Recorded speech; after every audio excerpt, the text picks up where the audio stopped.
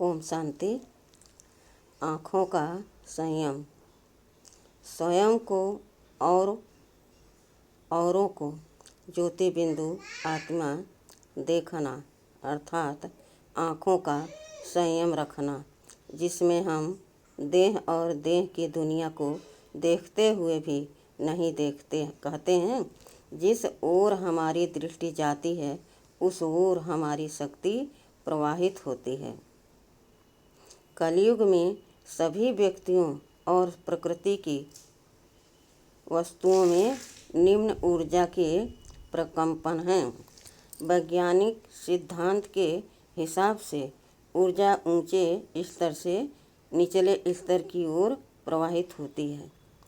मनुष्य आत्माएं ईश्वरीय संतान होने के नाते, प्रकृति का मालिक होने के नाते प्रकृति की भेंट में ऊंचे स्तर के प्रकंपन बिखेरती है।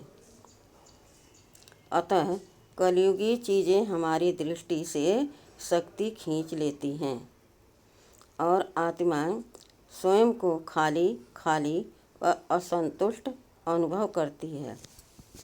इसलिए देह और देह की इस दुनिया से आंखें जितनी बंद रहें उतनी हमारी शक्ति बढ़ेगी। शिव बाबा कहते हैं, पर दर्शन पर चिंतन पतन की जड़ है। अतः पर दर्शन से आँखों का संयम रखें, जो पर चिंतन से भी बचा लेगा। कानों का संयम।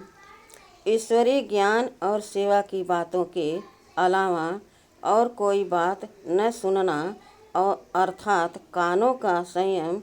यदि कोई भी बिना काम की बात कानों द्वारा सुनी तो वह मन को मलिन और बुद्धि को भ्रमित करेगी तथा योग भ्रष्ट कर्म भ्रष्ट कर देगी। उन बातों का चिंतन ज्ञान के मनन चिंतन की जगह ले लेगा, फिर मक्खन की जगह कीचड़ बनाएंगे और व्यर्थ की मेज पर योग भ्रष्ट कर्म भ्रष्ट आत्माओं के साथ मिल बांट के खाएंगे तथा वातावरण को और ही दूषित करेंगे। इससे तो अच्छा है कि कान का संयम रख ज्ञान की और आवश्यक बातें ही सुने, न कीचड़ा भीतर जाए न उसकी चर्चा रूपी खिचड़ी पकाए।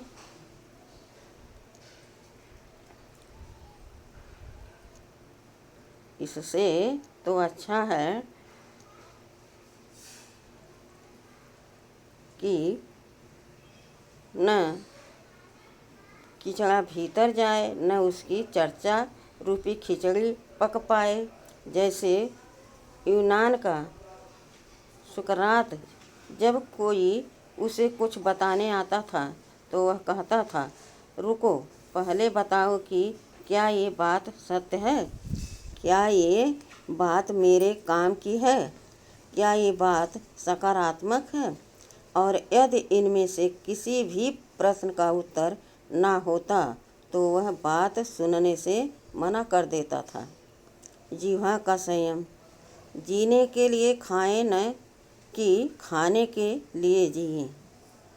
दिन भर चटर पटर कुछ न कुछ खाते रहने की आदत को विराम दें और जीवा को भी कुछ घंटों का अवकाश दें। इस तरह जीवा का संयम रखें।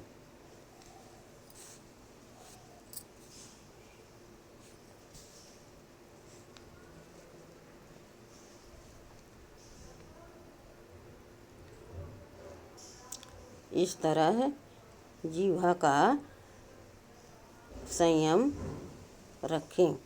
जीवा का विराम पेट की फैक्ट्री को अवकाश देकर अंत उंगलियों की सफाई और स्वास्थ्य की बधाई दिलाता है, क्योंकि लंघनम परम औषधम है, अर्थात उपवास सबसे बड़ी औषधि है। हाथों का संयम। आजकल के हाई टेक ज़माने में दिन भर सोशल नेटवर्किंग साइट पर चिट चैट करते रहना आम बात है। हमें तो यही समझ में नहीं आता कि नेट फ्री है या हमें तो यही समझ में नहीं आता कि नेट फ्री है या हम जो उसमें फंसे रहते हैं। तो बिना काम की बातें, बेकार की बातें, इधर उधर के मैसेज आदि टाइप करने भेजने बंद करें और हाथों को थोड़ा आराम दें। इनका संयम रखें। हस्तों को ईश्वरीय सेवा में लगाकर अपने हस्त कमल बनाएं।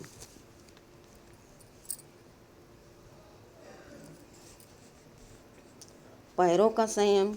परम पिता मिला, सब कुछ मिला। अब हमारा भटकना छूट गया। बिना सेवार्थ कहीं भी न जाएं। जहाँ जाएं वहाँ सेवा हो। यह घूमना फिरना, यहाँ वहाँ भटकना, समय, ताकत और पैसा बर्बाद करना अब बंद हो गया। अर्थात हमें एक ठिकाना मिल गया। यह है पैरों का संयम। चले तो हल्के कदमों से कि आवाज़ न हो, जैसे कोई फरिश्ता आहिस्ते से गुजर रहा हो। मन का मौन। जब हम आँखों, कानों और मुख का मौन रखते हैं तो मन का मौन रखना आसान हो जाता है। मन मनाभव ही मन का मौन है। मनन चिंतन भी मन का मौन है। व्यर्थ विचारों से मुक्त मन, ईश्वर सेवा के शुभ संकल्पों से भरपूर मन, विकल्पों से मुक्त मन अर्थात मौनी मन। बुद्धि का मौन।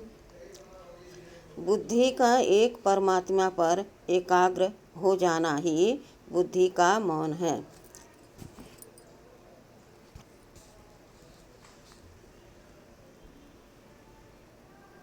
यहाँ वहाँ जो बुद्धि भटकती रहती थी, अब उसे ठिकाना मिल गया तो बुद्धि का भटकना भी बंद हो गया।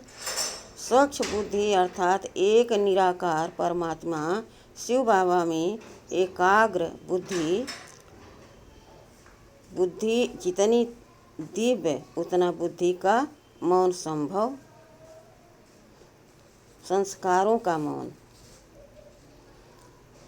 मध्य के संस्कार, रावण के संस्कार, दहेज नित्य संस्कार, दुखदाई संस्कार, ये सभी आत्मा के आदि अनादि निजी संस्कार नहीं हैं।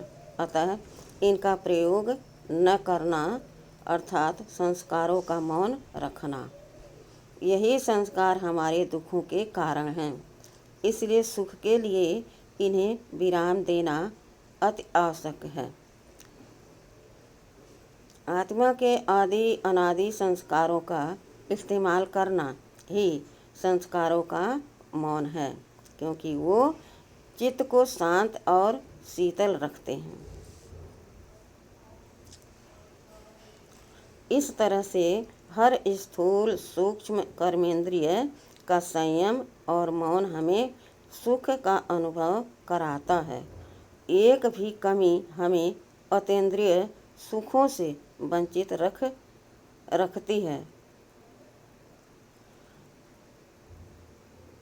इसलिए हमें इन सभी को धारण कर मौनम परम सुखम की अनुभूति करनी है। अच्छा, ओम शांति।